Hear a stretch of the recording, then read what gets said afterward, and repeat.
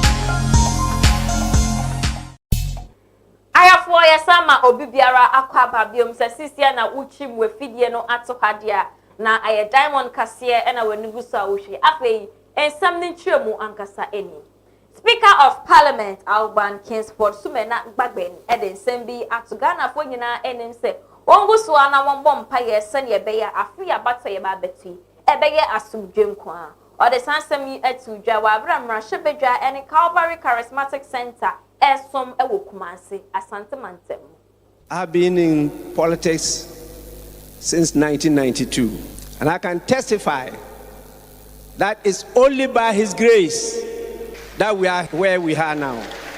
God is calling us to come together to pray and seek his protection. Because the danger ahead of us is just, it's right, and it's proper to dedicate quality time to pray and worship him and to call on him to intervene to make sure Ghana rises again. It is not by our might. It's not by our competence. But it is by His grace that we've gone through all these elections. And Ghana is now seen as a model of democracy. There are many, many countries. You cannot build a church, cannot gather together to pray as Christians. But here we are, freedom. We should not take our faith in God for granted. We are confident in the salvation of the Almighty God.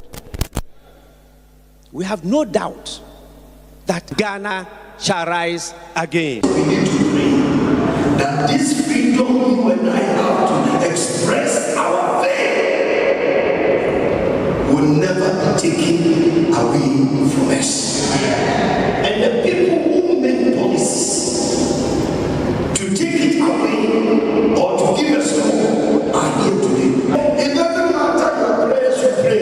If we don't pray for them and they go and sit down and they make a policy that from now, it has happened in Rwanda. Any person who don't have a degree, you can.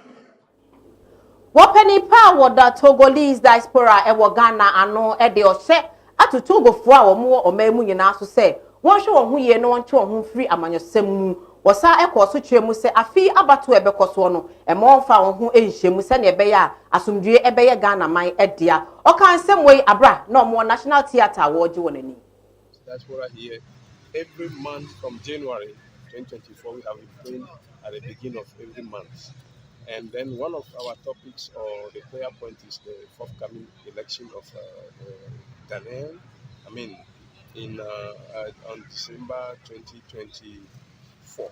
So we also talk to our brothers and sisters from Togo to not to get involved in the process because if you are not a Ghanaian, you want to have the Ghana card by force, it can be of a cost for you. So they have to preach peace because Ghana is a peaceful country. Everybody knows it in West Africa. So we have to contribute that peace, not rather preach about division or anything that will create a problem. The example is myself. I am very happy at Valley View because of how they handle me, how they welcome me. Our people are well treated. In fact, if you have not caused any havoc, you will not be mistreated. Those who are mistreated, most of them break the rules. But in general, we have to be grateful.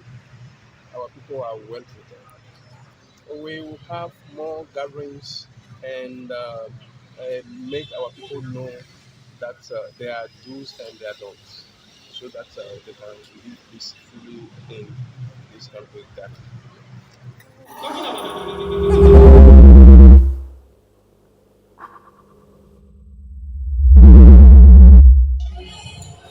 We all hear that the government is doing what they can do, but most of the things that the government is bringing on board, citizens are going against that. And the main issue, which is the constitution that has been refound, or they've talked about it, and then they brought new things because the fourth constitution that we're having is no more, and we have the fifth constitution now that the country or the citizens of Togo are not really happy about, from what we have been hearing. Now, talking about jobs, it's a jobs issue. There is job there, but there's no job for citizens to feel more comfortable. Though we are here in another country, we've been hearing from our friends, brothers and sisters that our families are there. So what we've been getting from them and through the social media, there's a lot, but we are all willing to have jobs, things you should be well comfortable and then do the right thing and help their country to grow up. We can appeal that the president is especially create more opportunities for the youth, so that whenever they have opportunities to work, then they can stay there. And aside that, taxes issue has been a big problem for most employees in the country. So they want to minimize it. citizens to feel comfortable with that. Ghana is a foreign country, so we are still comfortable being here. In every situation, I know there is a lot of things to talk about. There will be good things.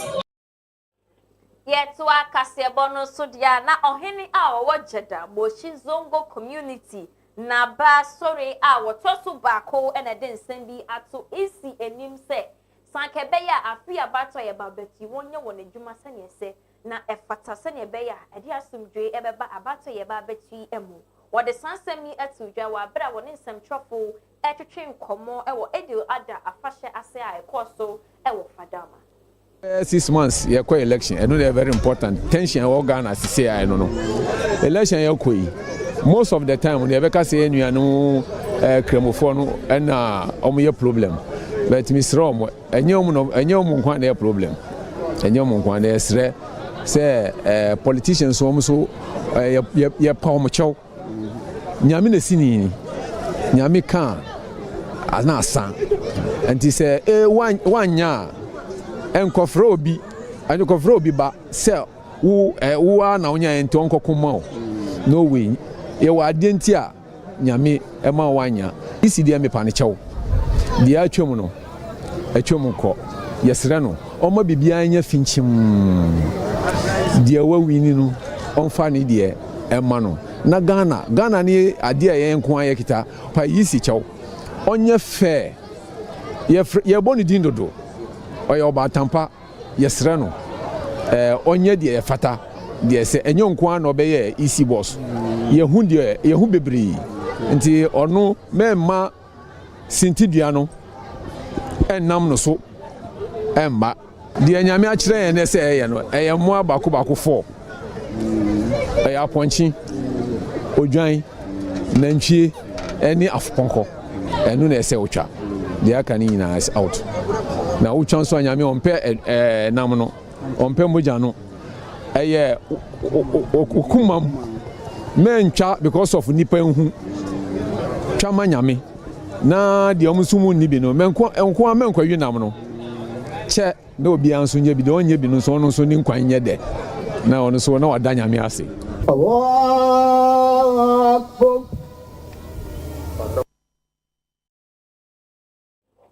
Abediechire Emma NDC amanyoko no maame Professor Nana Opoku Agyemang ede ensem bi atudwa se yenuanu muslimifo no eko nkotodwa ni mu a won kai Ghana empire boye pa ewo afi abato imu okan ensem we abra na okọ mu adoye ewo Central Region asumdwe di yenya yenyisu yenya shudu osana samanu wa bazo nyimpa na wo me na nyimo nyumana sabe nyensu enye godi onye bibia oye nyimpa se basra oba ya ni na de se onye da ye se won so yibu ye ma sojwe on tena ye kure enye da ye kwato abape na mo bibia Mbirbiara oba mo srai asumdwe modern da odin onam do mo bala kasa on ka hu bebre de asumdwe na mo so mo shobo de wala me wala asumdwe kutenze won sabaka la mo tu eche no so obi ayi de ma his excellency John Dramani Mahama Obaka Chiram Mbirbi o se oya ahinzen nyame na odima na mmom awa awie no chere kapada bi ole eba ka wadwen nyame nchaze ina bia American yesu yenye bi wom amayara kato yamba ya kasa yesisi no yetirim yeda wase akasa lamo edela eto yanfo wa ko yetirim yeda wase na ahwehwe no ya asomdwe wo sabaka wala wala sepi asumdi onyata osidako asumdi ye process kasa kodo in the yebi kodo and this aso daniswo na aso na nka asumdi wasa na ebi ni wo mem wo fa mbrasa wonsem wan di yamrasa na aso na nkasa na BBC no bi gwan ba sha da maso Denmark obi ni nya daje na we kwoti asumdi sem oninti anananom na aso pefo oyama asumdi de o man no asumdi no gba ho ban Say people on the worker chap pay mo perfect. May ya green kabum no here. The mobile about to abom jaba. Owura Mahama. Oye Prophet Jane. Why you read asum jibia no baba? Oboso masum jaba. Asweye a wo share ye na disua ensem so edensem bi abetudwa watch say every 2017 ebesi afidie sika a aban ediewura adesua asweye nimu eye 129 billion Ghana cedis. Deputy Minister of Education Reverend John Intim Fojo and edesansemi etudwa. That is where Ghana, with Dr. Auseduchum as Minister for Education, tapping into the vision of the President, His Excellency Nana Addo Dankwa Akufo-Addo, the Vice President, Dr. Mahmoud Bawumia, are leading the charge along that path. Heavy investment has been put into education. Over 129 billion cedis since 2017 has been invested into education, and a chunk of this has been focused on skills development. As a matter of fact, we have prioritized TVET education and skills development in the past 7 years than any government in the history of this country has done. We have embraced the competency-based initiatives and having developed over 108 competency-based curricula across all the levels in our national TVET qualification framework, with additional 120 curricula that is being developed. And we did this with industry linkages, because all that we are doing has to be driven by industry. We must be informed by the skills that are required by industry, so that we do not get into the situation where we churn out graduates and people who have graduated from very fantastic programs but fall short on the skills required to enter, to further exacerbate the unemployment situation. So the skill-job mismatch has been addressed by crafting this curriculum. Parliamentary candidate Emma Tema Central, Mami BB Bright, Ede Futu Sembi, Aqua Magana, Memena say, Ebeya, when I won't see car was say, I was side checks home, Nafe, won't focus it on what Busia so, or can some way Abrana would the Father's Day celebration, I want in Pesua so. Mamonsro say omo partners no omo be support you omo to also earn, because anya be man kwa na asede say ono be the income earner for the family. When things are shaky, we say oba no so onya power kakra.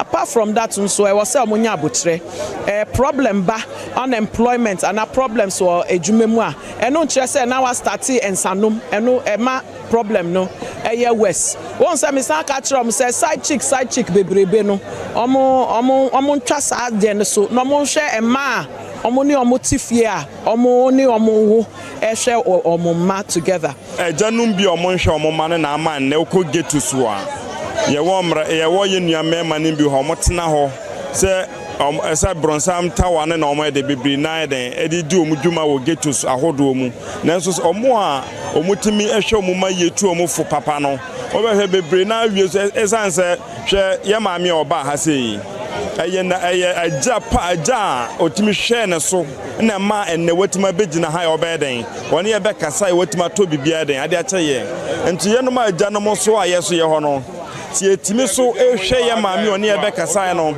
ene ade ode be man na se etimi de tu ye mafo ne ye maka kasa eka kasa pa kire omo a I hope say yeso benya nkwala apa. There are many people who need education. There are people who are very poor, parents who cannot look upon their children. But however, the PC has taken it that she will donate these books to us.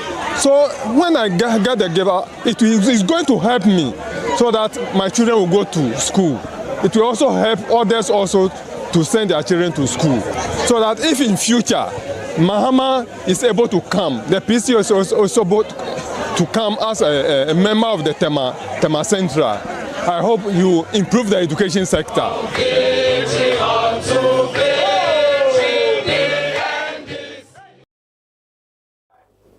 Ashafo ye bejina kasebo eso na yakọ so ye homeso ba ye beto so.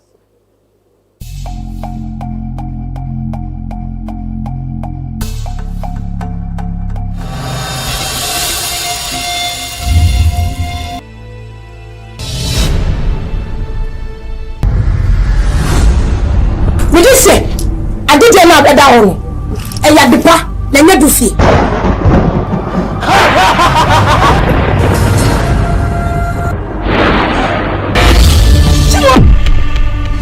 Say amamrani amami and to Chinasi. Say no was the dufi be dia wa bra and the pan was no be penny forcing me abi that one found to free talk.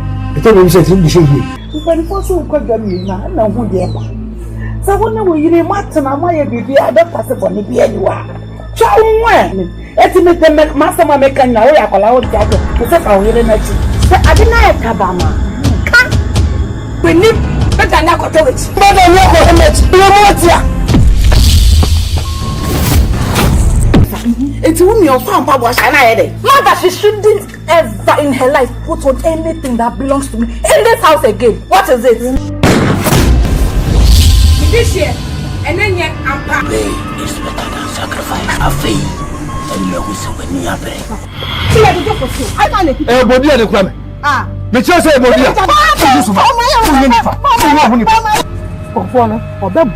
You will be an nephew. I'm a big village. At the sea. Yes. What's wrong? Now see the. I want him back.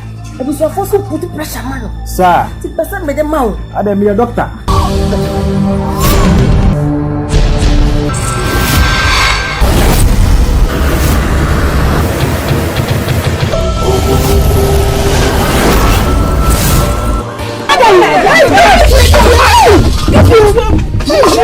And you mirror.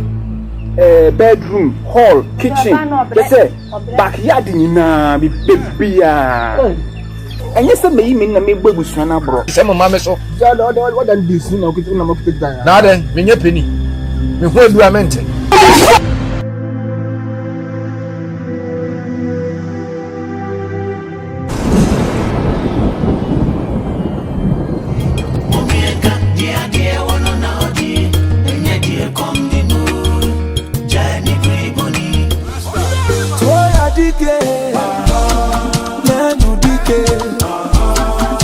Hello, me dofu Rose. Diamond Grand Ray Estate 4. And I'm a meniaji say you. And then Misuma ye land owner. Say ebano land promotions in Quadia. Diamond Grand Ray Estate ye number 1. Make us say ya promotion air cost of the day. Very huge discount. Yes. And ye don't come you don't come me. Dentura as I say ye 28,000. Ye di about 22,000. Obey mine 18,000. Ye di about 12,000 Ghana cedis. Omon sasi niya ye genuine. No longer, no litigation.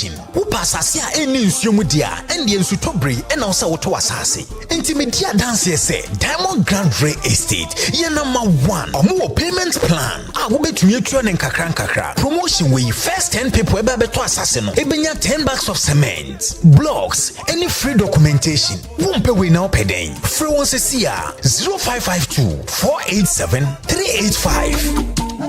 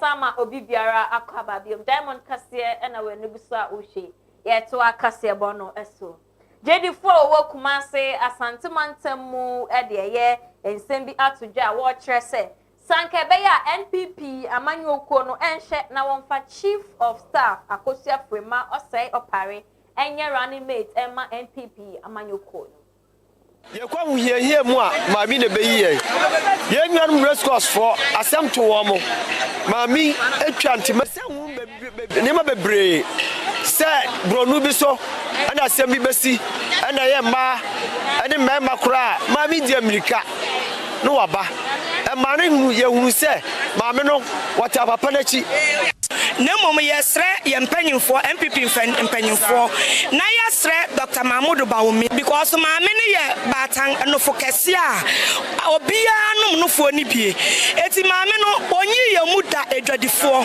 amamu ese muyi ma firi mu a enye yie asem se utim mom na munyi ma me firi ma mfa na mra sabi odana chi a obahu se oban ne ye ne koya mema me nu a na ya tipanku bi ya mpane sa tinka yesre no a onya abadaye oba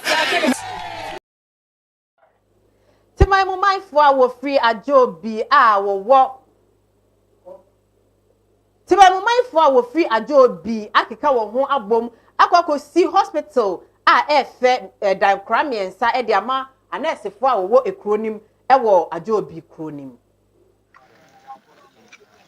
Sane ye katre ye mbanom a wo mo wo amanomi ye de radiase se ende yetumi a commission ade a enfese say Ministry of Health impanyimfo wa ha ni susu se wo mo abekani a kire se edan sonko na yadane ama wo mo ende ye nuanom beye ensiape a wo mo wa America wo mo na edi sa adikasi abesi ho ama adwobuema na yeda adwen ho a ebro entiasi so yehwa ye nuanom a wo mgu amano ne dos na se nde wo makai wo machi abaye bibi se ya na de oman ese wo me se asida eni nshira ne ye de ma wo be bia ska bia wo de yes adwumen ehwere no yesre radi se onsan hye ho mo enfa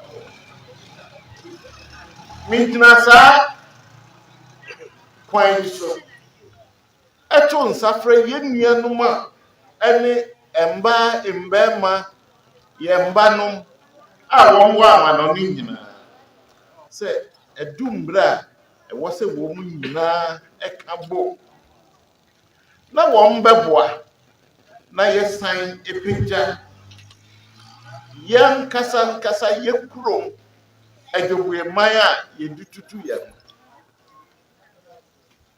wepe ne yewo sanso na mesre so yenyina yentrentren yensa yempo a yewo aha ni enhwe se embutai bia ye de besi ye so a betumi aboa apagya adwobue man na abaye sronko no Mamunu beda nyama akumde edwuma efo ya yibo edwuma ede aboa ma akumde amapa akoso ewo adwobue trum ha ebe etwamunu ye no important ha adwobue facilities na atenu mu ba ahwe omanfo yi ewo adwobue trum ha nana baby a nurse for you muti beto ohaw kaka do le bi wa ha de nenso na edu baby a na ohaw kaka wo hu nsu to na nurse for no complain say uniform na obi o sa bi katakra to ha ansa ne nsu ne si amapepa de aba beto ha na ye ohaw edu enyina mu no na omanfo na say adwobue omanfo no hu say also msi bibi edeboa na afi ompe baby pa permanent for me ede ebi omutito na unya baby pa di utito a eboa o ma unya hoden ede ye adwuma esom manfo nti ehu ade fefe e wa ha na abasogo ene ede ma adwobue man ene onwa oka ho bi ma fa adwuma di eri emudi se ba apomde adwuma yemu a anase ba just planning and implementations na abeye la famudie na pomde adwuma aso ele so la famudie na community no so aso dia aso ele oye boa na ne nyinaa akɔ so ebi na na ɛyɛ hu sɛdeɛ ɔbɛboa ama yɛ structure no ama yɛ mo adwuma ɛna ebi a apɔmuden adwumayɛfoɔ ɛde wɔn ti bɛto eti na apɔmuden aso yɛ no nso de personnel anaasɛ adwumayɛfoɔ a wɔbɛyɛ adwuma nso aba ɛne equipment na aban nso aso mu yi na afei aboa ama apɔmuden ɛto nkɔn nti ɛnɛ ɛyɛ anigye ɛyɛ akɔkɔɔkɔ a sɛ ɛho sɛ adwuma bi yi na yɛnka nkuma asowa no na nam gyina wɔn na bere bi atwa mu no ne yɛhwɛ a na adwumayɛ no a ɛwɔ kurom ha sei asɛ duru baabi no adwumayɛfoɔ no bi ɛni ha sei Awrahosam a efitam a ene ne mpotam etre se kapentani a wedi mfinhia aduane num metre 45 years ahwere ne nkwa yayaya ewo tema community 22 wa bra edan ebu ne so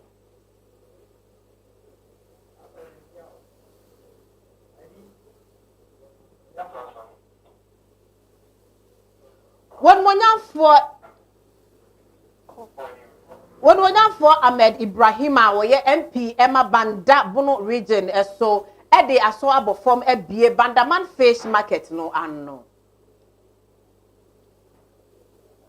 We near 240 market stores. Bakubia ewom 24/4. Inti sawhia nepa emama kumako 240 enebekum. Ena sika yedisi ye ni nyina so far phase 1 no about 1 million Ghana cedis in this year. Say ya gravel ho a gravel ho nyina from the river to the road.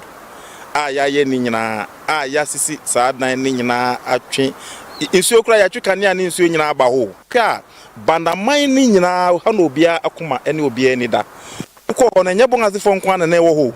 Na ahinkrofo ma ewo ho, nyirefo ma ewo ho, kabrunofo ma ewo ho, gbawo sabie almost all the Banda communities ebia nipa ewo ansa na wanchifo ne kumasfo ne nkranfo. Enti se wo hwa eya ade a woye saade na it will solve a problems of cosmopolitan in nature because a tribe bia nipa be wo mu bi. Say de baby aya banso kama. Nti mwa ebesrem se momma e ka ebe kwaba se bonna na emu bi mu ba ebenya ka de aba ne ebedi dwanako ana afa so ahobambo ampi no aya de papa na de akani ye bedru ha se aye ntimu nsan ko ba bia abada de toilet no yeso wurawuram enti wakumo wa onye ntwa ne ti na wo ma toilet ja ha dia enim se bibia de yesa nkakra no ana beba ontimu ye ne prekope waya de papa nyame nhira ma wonye de aburu sei ha de eye fine mo asese kama ntese na ha ye nyame nhira mo na djuma ne nkoye first na ye wajaba no eho ye ahokra ye hu ni sei nsese de mo asisa nti nyame mboa mo na munya sika na mboa ye nso ne so ye nkoye nim MP no wonso mu ye wate ye nyina yeta na chi yeta na chi na dwane ngina ye ma ye nyina ya sete na ma ye kama afa ye kopie mu ewotema ene ne mpota mu nso ana achese Awrahosam efiri ho eba ne se kapintani a wedi mfinhia aduanan enum metre 45 years so ahwere ne nkwa yayaya we etrese ewotema community 22 wa bra eye edan ebu ne so see your friend say your kapintani wa de walusi down na me because it's more than 2 months until oguso a lose me who dey here me start na and so accident about once what I say it's there on top or you want say I don't know I think once it's me kwa me stop bi na me hang here okay say see me kwa na I want me we feel say obi kwa ho mo dey or ye aduma it's I want to stop back ka say and the black way see one answer me free see for my me boss na or shahoma. First, when I came to the site and I cautioned the workers to give me the permit, which shows that they were actually have received permit from the assembly. Upon that, they called somebody which I couldn't talk to. So I called the assembly to come and ensure that these people have permits. I think the following week when I came, I saw that they have written stop work produce what permit. So it shows that work has been done. Only for me to hear this morning that the building has collapsed. I mean, it's 2-story building. So the person was on the second floor, the first floor, and the second floor collapsed to hit him against a beam. So instantly he died, and that is what happened.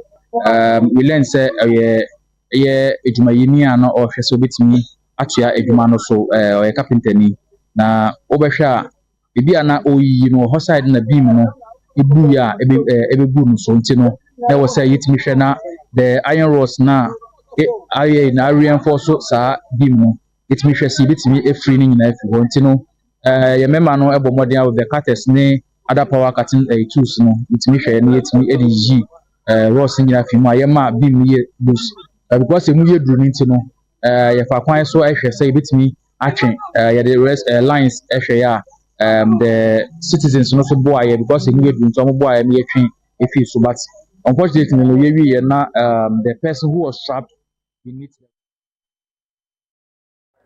Afenso ye kopie mo ewo mfimfin mantam mo so ababawa a wedi mfinhye dunsia abone homodin etwaja to the kanchima afie esan se wo kyeremu a ose eye ade a abemu ano egya no yayaya enu ntino we twedwa ato ne fie na chimpra ena da no bisa service o maniska anapa no service o niska nti eya awia breka na me tissue intimity ha na case by says service on me bekas ano di man no frame no catch me say Steven say owu a Rebecca no akumu ena me say nti anyomre oba ahumachi anopa ena oba me nche no re catch me say ena me say asam no si say ena so oba ne ho oti ho a okat ho say me to me kasako ena si oba adwuma mo ho nyama gidi no ni sa hye kotokum ena oyi ni phone kotokum nti phone only three only three we no na grass no chan nti mo ja no oba kro di fra we na tadiem no samba adichi anopa na me catch and say abofra no ese okoni na boy na kasa meet if you want say me so edwuma na osimpe abro 1 week manja antuma na so otam na me jitu ma nti enya da ono na asementi obopa me efifi wo na me se ono de me dia se ono ni date na me ni date nti na obopa me efifi wo da no de ye ntwe date na do na me nti na efi na me so me nti ono ohan no obisan ni na bisan de nti onpa me efifi wo ahomachi na Wednesday ahomachi na oluko edwuma me na obisan de nti onpa me efifi wo anada me nti fi me so edwuma ho na me te de te opedo opa me nti se no de olba me da nane ntompa me nti no ho abufu na me do ho so dan melu mo me so la na de no ba mo me hu mancheso na me ko boy get na me so je me do tu ba no do nti we en my sorry na me ko me nim da nyama no ba so ka sita nti ala me we ma lo mo nti boy na on fa anchem onye bi onso ma ba go me do nti me sro mo fa anchem na ana pa me so me moto na me di edwuma me di ko edwuma ta na pa me so me botu moto na ta na si fom na ja me pakisi wona ade achinti Wednesday anapa 5:30 to 6 no na me ko edwuma ti me ko do edwuma mi am ko me block no man say me si me ntumi ntebe block no man nti hu me scroll nti na phone do me say mo tum say mu na benba ni me scroll no so it's my friend ba na me jai me phone to nti one madam fu bi phone aka say mo ye edwuma obulman kuma efa no buy oba na si mente hwe na mo da bi no sa get na meeting Rebecca wa fa na abona ma dey ya to me fio nti me fast am bla no sa ya to dey because if I like to wait me use to candle me use to quell na jai na tom na me fast ya fa ka mba na mba bo di fio so na quell ya to fio ma fast service wa on wo dum gen ansa me ba what's your blend be na am the artificial idanu mu na onyi ni gereti nti am da kasa kasa esu wentem nti waka che gen do onye de won sesa ne mo no nko a onye na ka gen me gen so wata as nti gen parking you mean all kon according to Gay and no upper matches or the two matches in or two down. Nti on look for them just showing out by a bench. Why sure make a president cannon for bois, no fridge, a bench any TV, ni bibia, and he would do no there. One was in general board into your floor, fair service, so very like was obey. More woman, you doom, general cheddar, one woman, ya at toa, down Yemeni show. Mami Mavis Jesse church ni penny power that was experimental basic 1 and no. Now what the same be at to just say yes at a school for co excursioner and who be here pass or be Parliament House no akusunya answer so a free hall. As experimental 1 primary. They are located in the Adentan constituency and the number present here is said to be 88. You are welcome, and I will encourage you to keep on coming. You learn, and you learn better than us, so that in future you perform better than we are doing. You may now resume your seats. Se enkwalanya akwanya se omo pie efi baby a wo musua de baby a wo motena brebia wo mu be free wo mo wo ma ho akọ baby a ehia e wa adesua mu a sane ye ka no say educational visit ya ade a eye enigesem esanse enkwala ene a teacher for ene adesua madwumayefo nyina de ahokeka ene eye enti se na wo hwɛ sane enkwala na ne agye no a na kyerɛ sɛ akinye bia ni ho sɛ omo ani agye no ma gye atum sɛ we ye kwampa a teacher for nam so edebeye ensakraye ewo adekyere ni nesua mu sane ebeya ebeboa ama adesua atumpo sane abrofo me ebeka se take it tense kra ewo conversation mu ni nyina ya ade a ye kyerɛ wo mo wo class se enye se wo sorry ya na wo kasa keke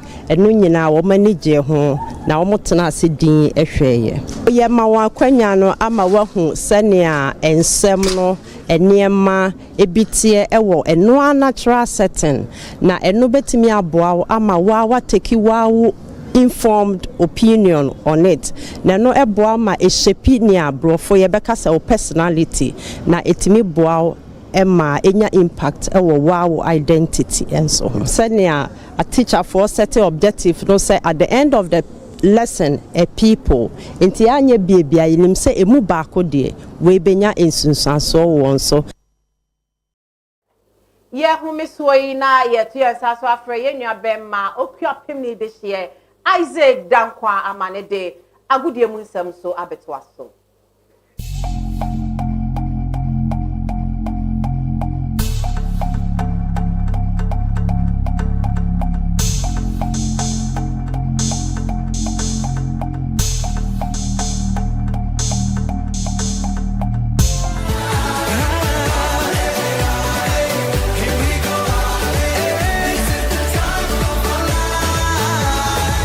Amazing, can this be real?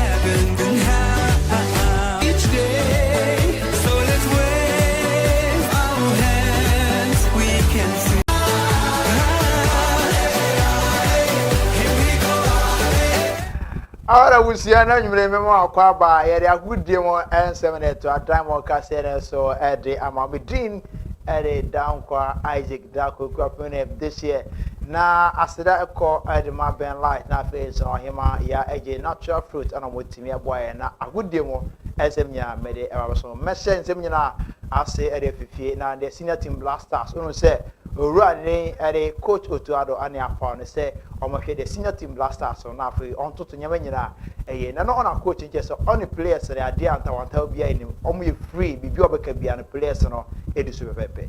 Really, I have a good relation with players. I think from every coach's point of view, he has a good relationship with players. Things get easier if you win. That's also for sure. I always try to bring out the right culture, habits into the camp, and I think this is the basic things for if you want to have success with the team. Na we coach Otuado ana Oteneka na former Blaster head coach Ruani Edisiki Akono HLS Obeserpeni se abeya omoma coach na kwanya na wabe yonhwe na ntoto nyama no hyehyɛ team se na beya Blaster ibetimi anya players papa ometimi esi akan na national team no so atimi akonani. I think eventually or finally the fact that they've given him a long-term contract says it all. I mean, this is what we've all hoped for. Meaning that he will have time to prepare this team for a long time, at least 5 years, and he needs our support. Everybody must support him. What he's done so far in the last 2 matches, I think is very, very hopeful. It looks that the future is bright. We need to support him, and of course, whatever he believes is wrong, he believes is right. We need to support him to do it. I think. All right, we Siki Akono on the same kaka atuja say Ghana yen support your head coach and the coach Otuado Nabibia entimi enkon awe weekend we there Ghana Premier League na results no and that screen so no kotoko ete tanabo fa kwa ehye ne kan miensa amote kanu aye ba ko sanso na roma na se bechem etna fi ma hat folk ebo ne kan miensa amote kan mi Lagos City is 1 Bebiani Go Stars 1 Bekum Chelsea 2, Heart of Lion 2, Dream FC 2, Ediana Stars 1, Great Olympics 3, Sanso Anande, RTU 0, also I know I'm a PM or Stadium Honma, and then Koye and Sembe now, Medema 0, Kayola United 1, Non Sotroman 1, Nations FC 0, Samates are never taking Legon 2, Sanso na Accra Lions 0. Now on the table, no top 4, Samates or 61 or no LED dada, Sanso na Accra Lions so ebon one pa and so ekwa ni ho na fe relegation zone no Accra Great Olympics ekọ Tanabo Fakwa and so ekọ Samson na Weltama United and so ekọ na yenkwa hwe Kumasi Metema Asante Kotoko ebra mo ne Tanabo Fakwa esi aka no na insuto sada no pa enti na ko wi asana Kotoko etimi ache bo kwa ni Tanabo Fakwa ahye no pa yenkwa hwe bibra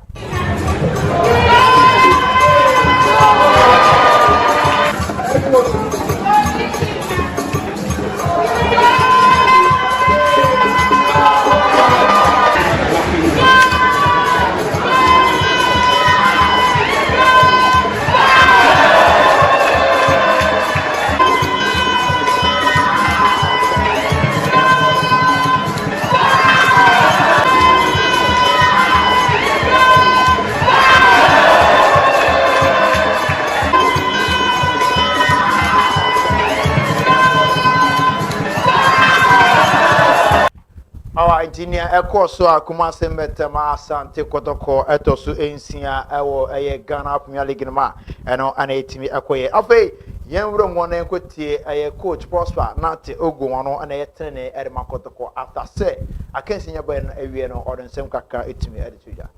Yeah, I think the game was a game of 2 halves. I think we played well in the first half, even though the rain did not allow both teams to play as planned.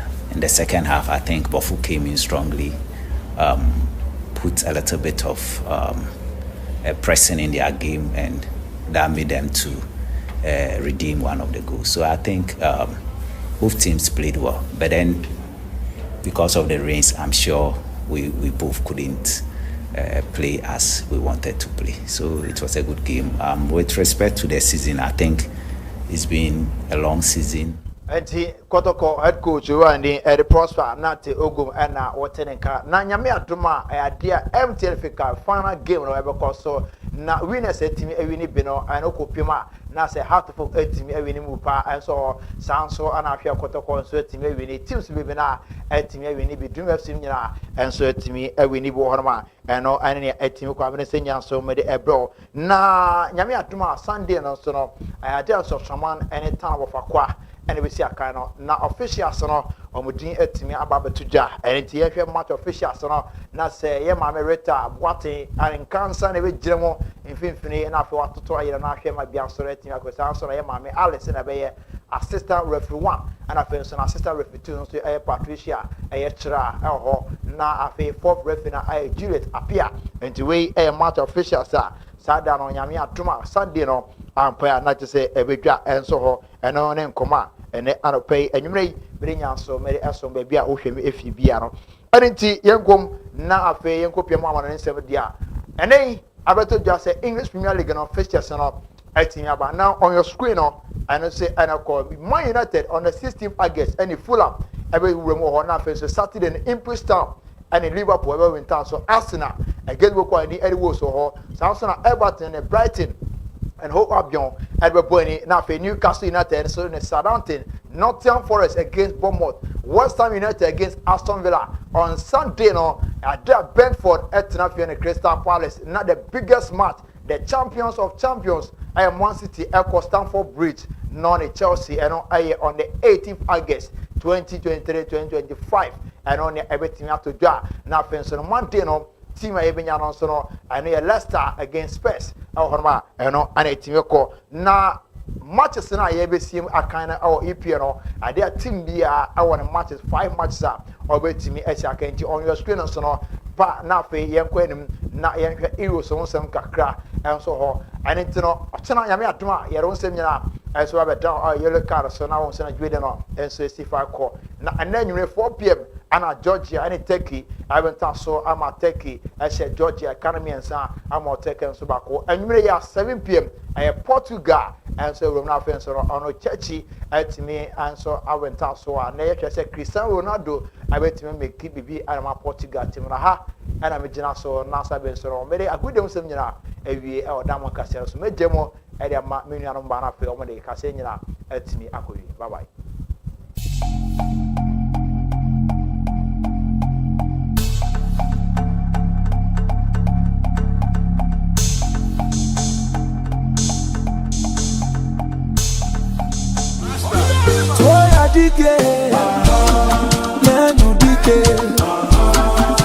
Hello, Midofo Rose. Diamond Grand Ray Estate 4. And I'm a meniaji say you. And then Misuma your land owner. Say Ebano Land Promotions in Quadia. Diamond Grand Ray Estate. Ye number 1. Make us say ya promotion air cost of the day. Very huge discount. Yes. And you don't come Dentura. As I say ye 28,000. Ye di about 22,000. Obey my 18,000. Ye di about 12,000 Ghana cedis. Omonsasi niya ye genuine. No longer, no litigation. Upa asase a eni nsuomu dia ende ensutobre ena osa woto asase. Intimedia dance say Diamond Grand Ray Estate. Ye number 1. Omo payment plan. A wo betumi atwa ne nkakra. Promotion we first 10 people ebe beto asase no. Ebenya 10 bags of cement, blocks, any free documentation. Wumpe we now peden. Free one se 0552 487 385.